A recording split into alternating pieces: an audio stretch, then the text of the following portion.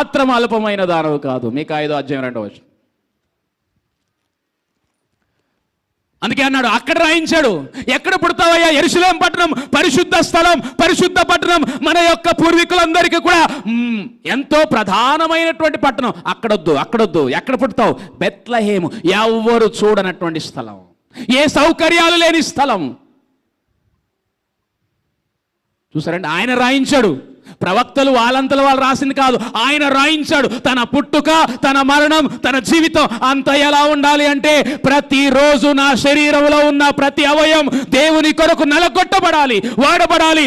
దేవుని రాజ్యం నిమిత్తం అది పని చేయాలి. ఈరోజు మీ అవయవాలు, నా అవయవాలు దేని కొరకు పనిచేస్తున్నాయి? ధనము కొరకు, లోకంలో ఉన్న సుఖాల కొరకు, లోకంలో ఉన్న వాటిని సంపాదించడం కొరకు, దేవుని వాటి కొరకు కష్టపడుతున్నాం మన యొక్క అవయవాలను. అందుకే పాపం పెరిగిపోతా ఉంది. నీ కుటుంబంలో సమాధానం లేదు, సమాజంలో సమాధానం లేదు, ఈరోజు దేశంలో క్షేమం లేదు.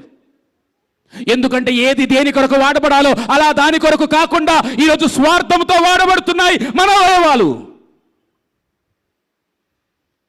అందుకనే ఒక తల్లిని చెడు చూపుతో చూస్తున్నారు, ఒక బిడ్డను చెడు చూపుతో చూస్తున్నారు. అందుకనే హత్యలు, దారుణాలు ఈరోజు కారణం. దేవుడు చెబుతున్నాడు, మీ అవయవాలను సుఖపెడుతున్నారు. ఇకనైనా